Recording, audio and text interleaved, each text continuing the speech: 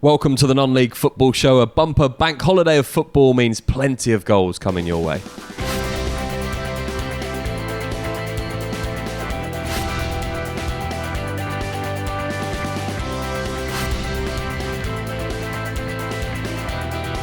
We're delighted to say that joining our regular punditry team of Frank Wilson and Jim Cooper is Margate joint manager Mike Sandmann. We start the action with a packed Saturday of goals from the Bostik Premier division.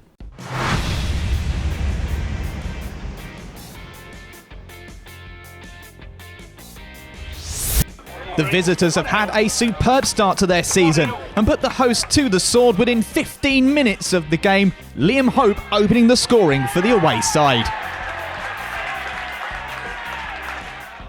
Before the half-hour mark, Enfield were 2-0 up. Matthew Johnson heading in at the near post to double their advantage. And shortly afterwards, Enfield made it 3. Sam Youngs capitalising on some woeful defending to put the away side firmly in control of the game.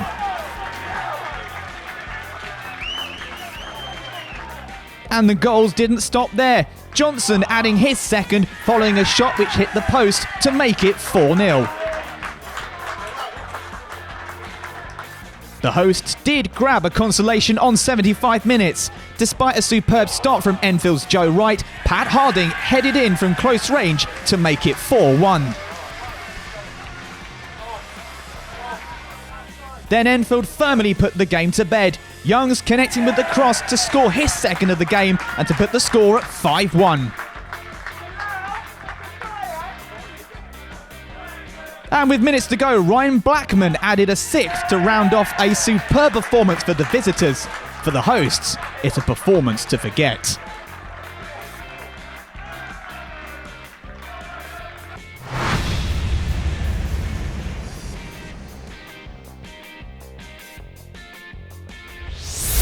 A pulsating encounter at the Terrapura ground saw plenty of goals in this South Coast derby between these two sides. The hosts took the lead through some comical defending from Wingate and Finchley. Jason Williams had the drive to stay focused and committed and opened the scoring for the hosts.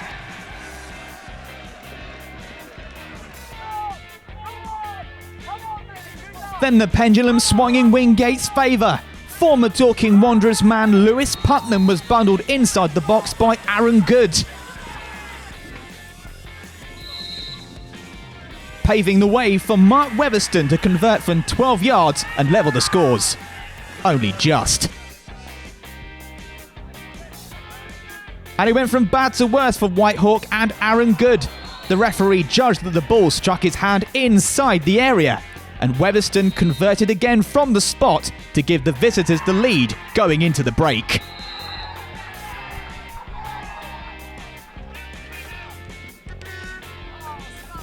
Deep into the second half, Wingate made the Whitehawk defence pay as Mark Charles Smith took full advantage of a quick flick header from Weatherston to make it 3-1. But Whitehawk rallied onwards to reduce the deficit through a powerful header from Luke Emberton just before the 90th minute, but it wasn't enough as Wingate took a hard-fought 3 points away from this tie.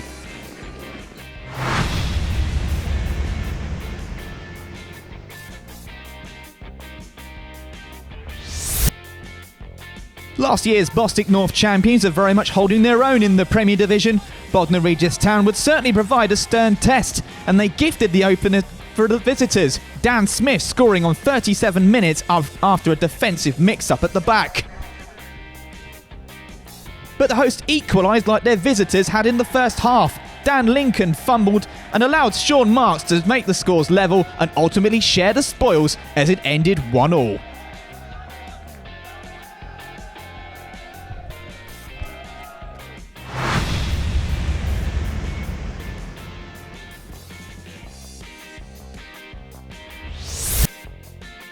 Much is expected of both teams after a busy summer transfer window, but it fell to a familiar face to decide this Friday night game.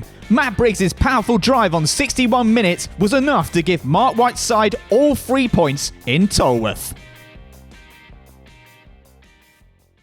There were 24 goals across these 7 games in the Bostik Premier Division on Saturday, and some standout results, and none more so, Jim, than Enfield's emphatic 6-1 win at Burgess Hill Town. Yep, a fantastic result for Enfield Town. They've started well this season, total opposite from last season, but it's going to be a tough, long season for Burgess Hill if you're going to concede 6 at home. A first win as well for Merstham against Brighton and Sea Regent, and any team will be relieved to finally get that first win on the board. Yeah, pleased for Hayden. Obviously important to get 3 points on the board and also a clean sheet as well. I think he'll take some confidence from getting a 1-0 win at home. And Mike, I'm sure you'd rather talk about Monday's game, and we'll do that a bit later on in the show, but a 2-0 defeat for you on Saturday. Yeah, we were disappointed with the result. We thought we created a lot of chances, but it just didn't fall for us. I was really impressed with Tunbridge side. I thought they were excellent, defended the box extremely well and were difficult to break down. So they still haven't conceded a goal, and credit to Steve and the group for doing that. Next up, we turn our attention to the Bank Holiday Monday fixtures as newly promoted Lewes take on Bognor Regis, and they'll be hoping to get one over their coastal rivals.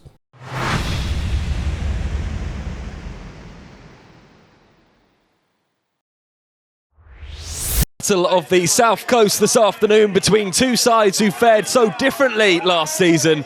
Whilst Bognor were being relegated from the National South, Lewes were being promoted as champions from the Bostik South, and they'll want to establish themselves in this division as quickly as possible. Last time out, they came away with all 3 points against a much fancied and tipped for promotion Dorking Wanderers side, and they'll be looking to build on that again this afternoon. As for Bognor, they had a 1-1 draw on Saturday with AFC Hornchurch, and they're unbeaten in their first 5 games so far this season. Lewes will be looking towards John T. Smith to help provide and score the goals for them this season. And Bognor will look no further than Jimmy Mewett. The experience that he brings will be sought after by many a club. Easily intercepted by the visitors, and maybe the first opportunity for Bognor to come forward with Mason Walsh. What can he do? He comes into field and onto his right foot, maybe a go for the shot. Walsh goes for the shot, it's well saved from the keeper, and again, surely it's going to be in the third time, and it's saved once more by Lewis Carey. Brilliant triple save from him. Did ever so well.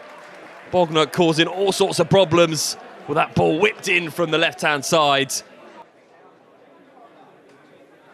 High ball downfield that's intercepted once more, but Lewes get the ball back, and maybe an opportunity for them to come forward with Bluden, who's got plenty of room. What can he do? Plays it inside, it goes back to Bluden inside the 18-yard box, goes all the way across, and it's going to be turned in, and it is turned in, and I think it came off the foot of a Bognor player.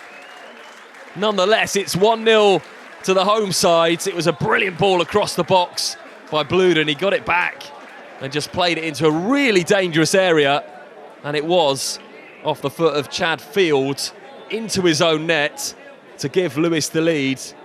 Nothing he could have done though, as Smith was ready to pounce if he wouldn't have stuck his leg out.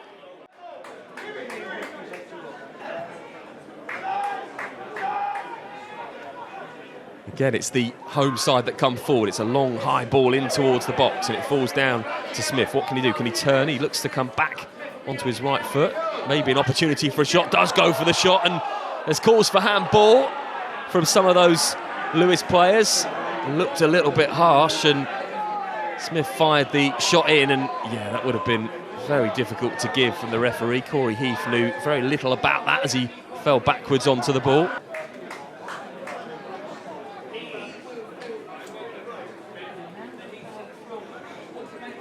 Bit of possession for the visitors as they look to get themselves back into this game. It's a ball played over the top, and maybe an opportunity now into the 18-yard box, goes all the way across. It's going to come back off the post. Surely it's going to be put in, and it will be, and it is the equalising goal from who else but Jimmy Mewett.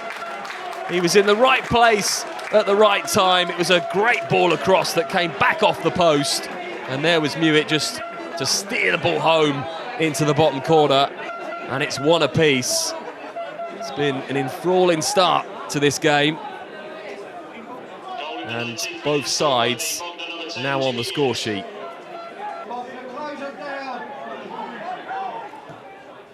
come Lewes once more. It's intercepted, but it will come back to Don Buin.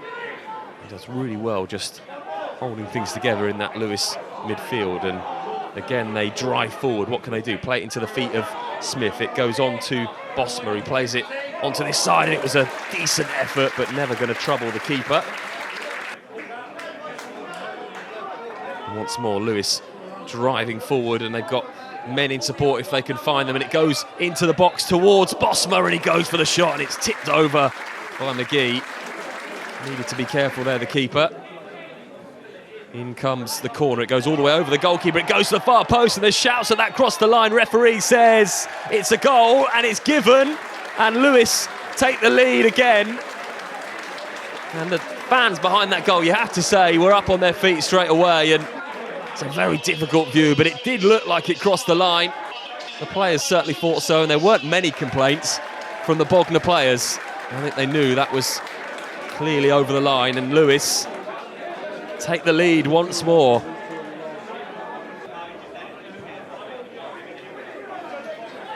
Again, it's high up towards Smith, and he can't reach it this time, and he might get it back though, and he does get it back. Maybe he can make it work for his team in a second attempt, and Bognor intercept, and a chance for them to come forward once more. Can they find the right pass through? And they do find a really dangerous pass through, and it goes all the way into the 18-yard box, and the keeper, I think, is going to be in real trouble here. It is, because it's a penalty to Bognor, and as soon as that ball was played through and the keeper had committed himself, it was always difficult. And you have to say, Carey giving away a penalty, and there didn't seem to be too much questioning from either Carey himself or the Lewes players. A foul on Mewett, and an opportunity for Mewett to convert from the spot. Here we go, steps up, Mewett scores, and it's 2 apiece inside the first half. Calmly done by the experienced striker. No problem with that at all. Bottom corner, keeper no chance, and Bognor have found level terms for the second time. Plenty of entertainment for this packed crowd, and there might be a bit more entertainment now, and it's a coming together between Bossmer and Lewes, who just seemed to push into the back there, and that did look like a really nasty challenge. And it was on Davies, and the referee is going to let them both get away with a talking to. Lovely ball out to this near side, brilliant touch, and maybe an opportunity for Lewes to drive into the box, and they do drive forward, and surely someone was going to be on the end of it, and Smith almost was. It was a good clearance in the end.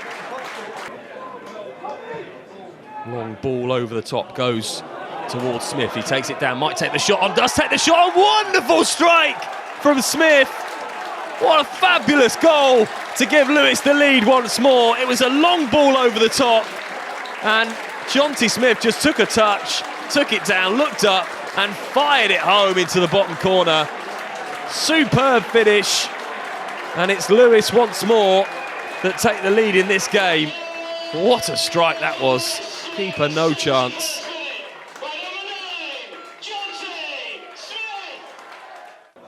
Bognor with it all to do once more to get themselves back into this coastal tie, and it's Lewes though that come forward. It goes all the way across the goal, it's saved by the keeper. It's still the dangers there, and it could be Conlon. What can he do? Onto his right foot, Conlon flicked away by the head of Tommy Block. Pressure mounting on that Bognor goal now. Ball into midfield, and again it's a tenacious battle between those two in the midfield, and again there was a little kick out there, and there could be a decision for the referee to make. It was Calvin Davies again, and it was Bossmer again. We've seen that in the first half, and it was a rugby tackle, I think, from Davies, and then there was a little kick out from Bossmer, and surely the referee will take action, and he will. A booking apiece for the two players now, and I think that was the final straw for the referee. Lovely ball dinked into the box, and it's cleared away. Can Lewes keep the pressure on? Bognor will look to clear, and it's hoofed with a long ball downfield, and it goes towards Lethbridge. What can he do? He holds off the defender on his left foot, twists, turns, fires in. Superb finish by Lethbridge, and he does give Bognor The third goal of the afternoon, and he brings them level once more. What a finish from Bradley Lethbridge. Just held off the defender, left-footed. Almost a carbon copy of Jonty Smith's goal at the other end, finding the bottom corner and giving the keeper absolutely no chance. Wonderful strike again. And it will be hard to pick the best of the goals this afternoon. Neither one of these sides got it in them to win the game in what's been a for-all encounter on Bank Holiday Monday, and I'm not sure if that was a cross or a shot, but it may trouble the keeper, and it's a really good effort from Leon Redwood. It was certainly an action-packed game, fitting of a Bank Holiday weekend local derby. Some impressive performances as well, none more so than Jonty Smith for Lewes. Yeah, I thought Jonty Smith was excellent throughout. As you can see, he's a lad in high in confidence. From the kick-off, he's trying to get his shot off, which continues throughout the game. I thought he took the first goal, he took it extremely well. Even though he's not credited for it, he's made the right run, he's got across the defender, and defender's put it in his own goal. His movement throughout the game was excellent. His hold-up play as well, so he showed both sides of the game. He was able to come short, but always looking to get on the turn as well. And it shows a striker full in confidence. His first goal, which he's credited for, is from a corner. I know Jack at Bognor will be disappointed with the defending, but again, he's on the move, he's looking to score a goal, and he's in the right place. The pick for me, though, was his third goal.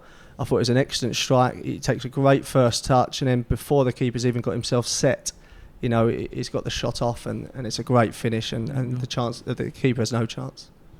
Definitely one to watch for the rest of the season. For you, Frank, you were impressed with Bognor's style of play and the way that they were perhaps managed to keep the ball and use the pitch to great effect. Yeah, Ben, I was. I think it was evident from the sort of get-go, really. Both teams were comfortable in possession, but I thought Bognor showed good utility in the way that they played. I thought they got the ball wide well, worked it from both flanks productively and effectively. Walsh on the far side on the left, he was a threat all game, really, cutting inside or driving the line, getting his cross in.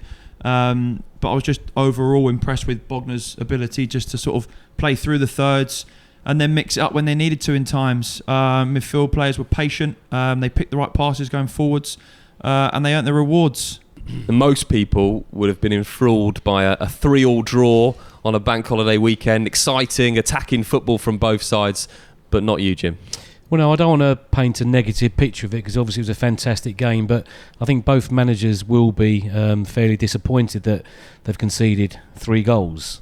If both sides are going to challenge for the playoff places, they need to ensure that they don't concede 3 in a match. But on top of that, there was also plenty more chances that went begging. So therefore, you've got to look at defensively and from the midfield areas why or how both sides managed to open up the defences so easily. That's okay. I'm sure we'll be talking plenty more about defences with you as the season goes on, Jim. Next up for us, it's a local derby between two teams who are more than just neighbours this season, but all the pressure will be on Lee Dynam's Kingstonian, having spent well in the summer. Watching for us was Stephen Coppin and Frank Wilson.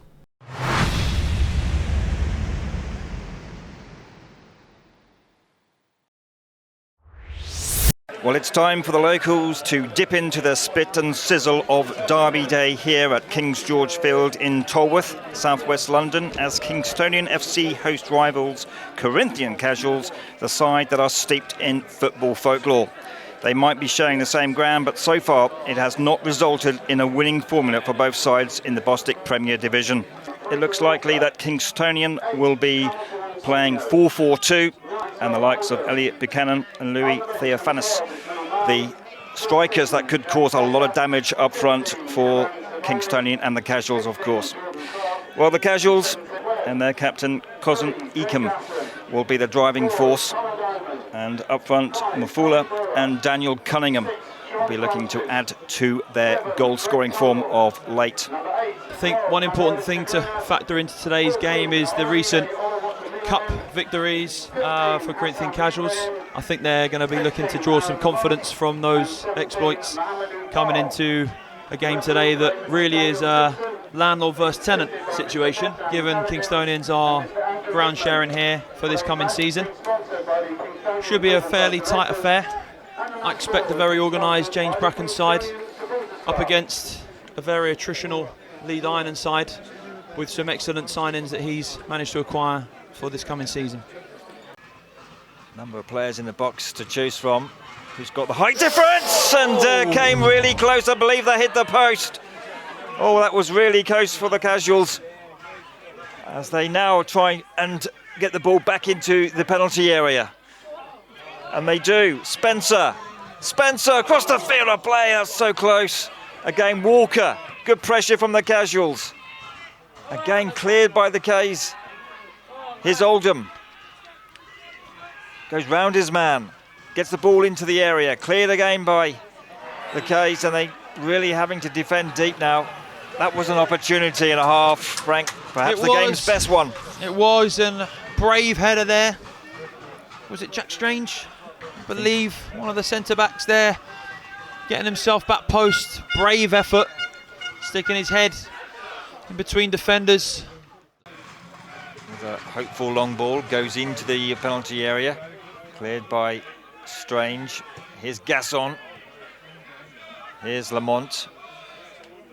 Looking up, flicking it forward to Lucien, again who cuts inside. The number 11 for Kingstonians. Leaves it for Diamond. Diamond comes forward about 5-10 yards for Lamont, who's getting busier and busier. That's a good looking ball. Opportunity, right foot shot. And again, Theophanis. He did everything right apart from put the ball in the back of the net, Frank. He did. I think that's the brightest passage of play that we've seen from Louis Theophanis there. Held the defender off strongly there. Fantastic defending. Again, they've been trying to piece it together. Both sides, really. Here's the Casuals. A chance. Oh, it was good defending. And again, it had to be. Opportunity for a right foot shot, and it was way wide from Cunningham. Again, just did enough, and Cunningham found the ball at his feet, but he splayed it over, didn't he? Here's Lamont. Good ball for Cundall. What can he do with it? Running at his man. Just outside that penalty area, switches the ball in, a header comes in, and it wasn't a bad one. It was the effort was there. I think the way they've got more joy, Stephen, is just by playing into the feet of Lucien on this side. It is at times a very aerial game. And the ball is played on the ground. It's been some good football. Hannigan, outstretched right foot, knocks it back to the goalkeeper. Having to get out of his 18-yard area. Oh, he's taken a massive risk. Opportunity for 1-0. Oh, it was a big mistake from the goalkeeper. And there's that man, Buckingham. He has scored. It was a quality finish, really, but woeful goalkeeping. Very, very surprising there for a goalkeeper at this level, Stephen, really, to make such a huge, huge blunder. I mean, tell by the dismay and frustration of those sitting around us this afternoon. Obvious to see there that situation, as soon as he got that under control, should have been cleared. It wasn't.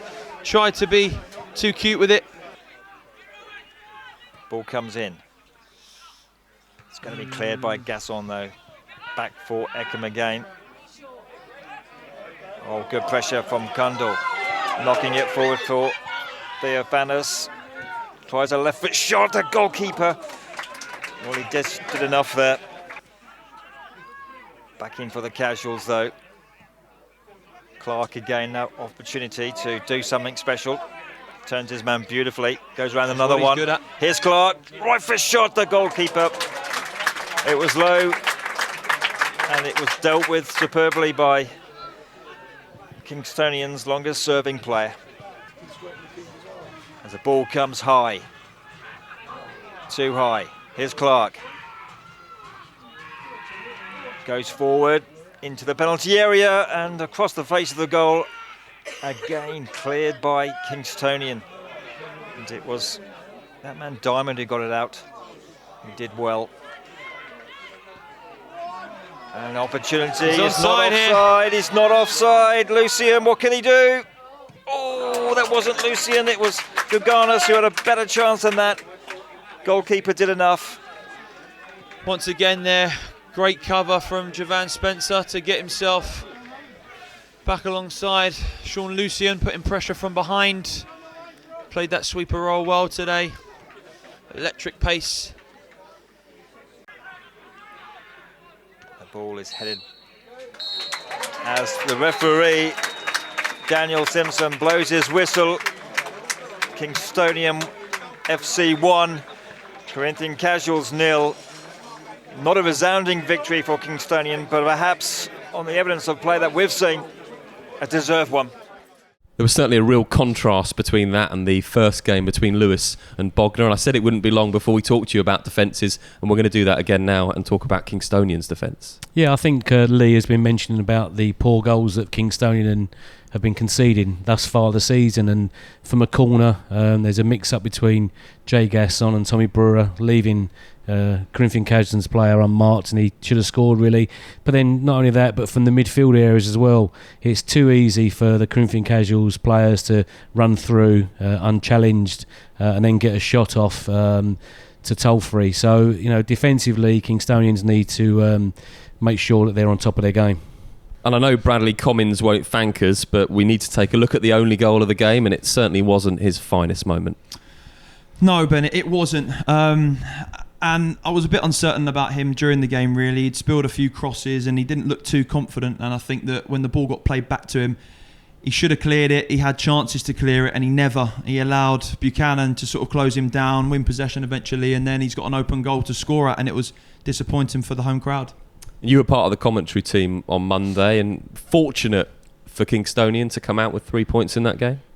Yeah, I think it was. I think that James Bracken would have been very disappointed to not take at least a point from the game, really. I think that Lee Dynam was disappointed with the performance despite winning. And I think that on the whole, Corinthian-Casuals were the better side. I think there's still a lot of work to be done between two sides, and it's still early days, but I think that James would be the more disappointed manager coming away with nothing. And Mike, a lot's talked about any level of football, money, and how much is spent by certain teams. You look at Manchester City in the Premier League, and Kingstonians certainly aren't in that bracket, but they have spent money in the summer, and they are amongst the favourites. And they'll be a little disappointed with the start that they've made. Yeah, it's when you have a big budget and you sign big players, there's an expectation on you. And sometimes that's quite difficult because there's still a group of players that need to gel together. Sometimes that takes time. Just because you throw lots of money at it doesn't mean it's going to happen overnight and get success. It does help when you're able to sign players like Buchanan and he's been excellent. Last year had a fantastic season, so he'll make a massive difference. But I'm sure Kingstonian, as the season goes on, will only improve, and these more experienced players will come good. There are plenty of other goals for you to feast your eyes on Bank Holiday Monday.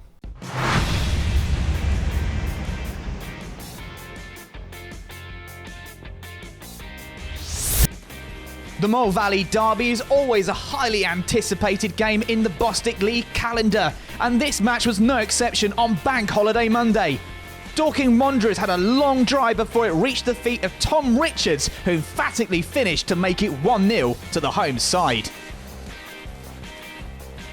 But Haydensbird's men were not to be outdone. They equalised in the 13th minute through Fabio Sareva, who's recently returned back to the side after his spell at Woking.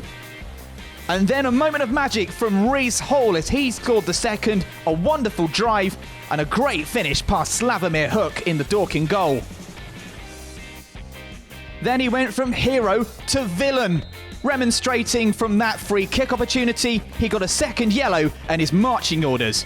Haydenbird's side were down to 10. And then things went from bad to worse for the Moatsiders. Matt Briggs was brought down by Chris Haig for a penalty in the last minute. There was only one man to take it. Jason Pryor stepped up to make the scores level and the points shared in this exciting Mole Valley derby.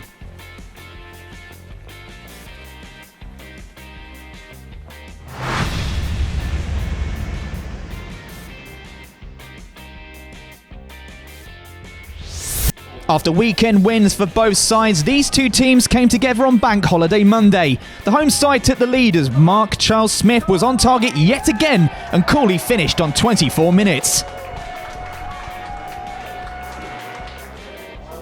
However, in the second half, Enfield fought back. A long cross eventually reached Aaron Green as he finished from close range to equalise for the away side. It finished 1-1. Enfield sit second in the table, Wingate are 15th.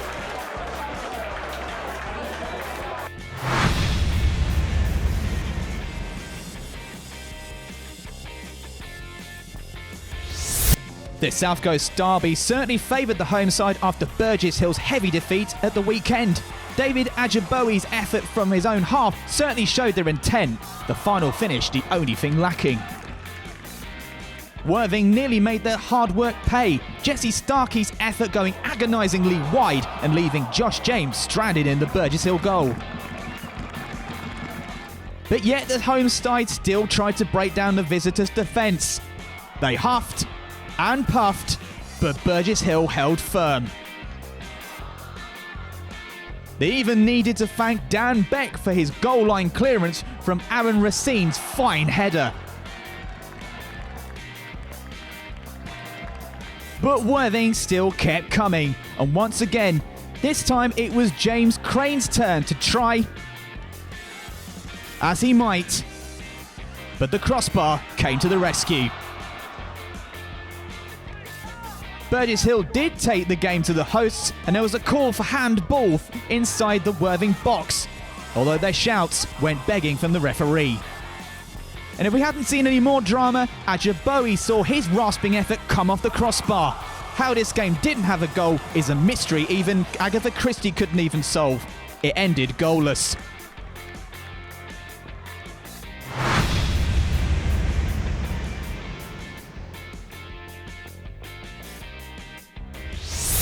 This tense game saw the hosts go close through a Brandon O'Neill set piece to start with. Margate did press 2, and Joe Taylor was unlucky not to score with this effort on goal. The away side pressed again in the second half. After great build-up play, Taylor should really have converted from close range, unable to connect from a deflected save from Melvin Minter. And Whitehawk equally should have done better at the other end. James Fraser placed his header wide of the goal just before the end of the game, and both sides had to settle with the point apiece at the final whistle.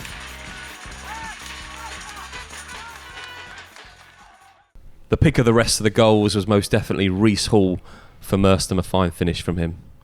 It was a very good finish, something that Reece does quite often actually. He played for me, he picks a ball up on the left side, cuts inside a couple of step overs which makes it look even better, and then strikes the ball so sweetly and leaving the keeper no chance.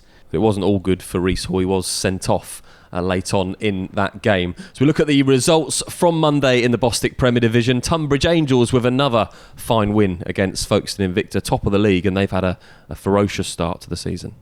Well, they haven't conceded a goal yet, which is magnificent. And to win 2 Kent derbies over the bank holiday weekend, Steve and his management team, committee, supporters must be thrilled with the 6 points they collected.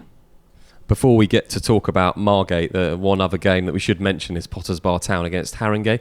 You were there, Jim. If you had 10 seconds to sum up the game, what would you say? I don't need 10 seconds. It was a poor game. One chance in the whole 90 minutes. Joel Newblay should have scored, I think, from about 8 yards out, but he volleyed over. And other than that, it was quite an uneventful day. I'm sure we'll see much better from both those sides as we go through the season on the show. Right, let's talk about Margate and your season so far. 0-0 draw on Monday. Being new into the job, have you set yourself expectations, or are there expectations at the club of what you should achieve? No, certainly not expectations. Last year we were disappointed not to make the playoffs. Obviously a lot's been said about our budget, and it has been a reduction. It's still competitive, but there's no expectation on us and me and Brownie to reach the playoffs. We've kept a lot of last year's group together, and we feel that we've got a good group of players that if we keep them fit, we can certainly challenge for the playoffs. So it's certainly not an expectation, but we're confident that we can reach that target if we can keep all our players fit. As far as the start to the season, a frustrating result as we mentioned on Saturday, but all in all, you're pleased with coming into the club and what you've put in place? Yeah, well, it's Monday was more frustrating. We created a lot of chances, and I felt we more than deserved to win the game. what's pleasing in all the games, even when we've been beaten, that we've created chances, and we just at the moment we're just a little bit off putting them away. So it's been an okay start. If you get 9 points out of 15 the first 5 games, you get in the playoffs. So that was our target, and we're just short of that. But as you already see in the league, everybody's beating everybody, and the teams that have expected to start well haven't done so. So it's still very early, and we're pleased with what we've got so far. We're going to look at the league table in a moment. We've just mentioned Tunbridge, and obviously you played them on Saturday. Do you think they will be up there at the end of the season? Jim's already said, Steve's done a fantastic job. They were very well organised, very difficult to beat. We were disappointed the second goal that we conceded just after half time from 2 very experienced defenders who are not going to make that many mistakes this season. So we felt that if we had kept it at 1-0, we would have got something out of the game. But as soon as it went 2-0, that they didn't look like conceding. They were very solid. They played a box in front of the back 2. And credit to them, they were tough to break down, and it's a fantastic achievement to go 5 games without conceding. Before we turn our attentions elsewhere, let's look at the Bostik Premier Division table after 5 games, and it is Tunbridge that sit top of the league. Enfield, Worthing, Bognor and Folkestone Invicta make up the playoff places. And we take a look at the bottom, and it's Burgess Hill, Corinthian-Casuals and Harlow Town who are at the foot of the table, but still very much early days in the season. No National League action for us this week, but we do need to talk about Harry Wheeler at Billericay, and it seems as though he's left the club. No official announcement's been made, but there seemed to be something that went on at the weekend, and he'll no longer be a part of the management setup there. Yeah, it's very ambiguous circumstances, Ben. I think it's left everybody in non-league football sort of questioning and wondering, what's going on at the club at the moment, but no official statement, as we've all seen, and nothing has been sort of disclosed as to sort of the circumstances of how it's happened. But I think we're all very disappointed to hear that Harry's no longer involved. Harry's a friend of ours, obviously been on the show before, and I'm sure everybody wishes him well and wants to sort of try and find out the situation as soon as possible, really. And if we take a look at the National South table, we'll see that Billericay in second position. We talked a little bit about money and how it doesn't particularly buy you success. In this case, it is doing that, and really unfortunate to lose his job if he has done. Absolutely. It certainly helps. Money does certainly help. But he done a fantastic job last year, and it was well documented the amount of money that they had. But he still had to keep them group of players together and get the best out of them. And he had some good experienced players in that group. And for any manager, that's a tough job. And Harry done that. So, he done a fantastic job getting them promoted and win the league. And he started extremely well. We never know the ins and outs of behind the scenes, but as it seems from the outside, it's disappointing that he's lost his job, so early into the season and in second place.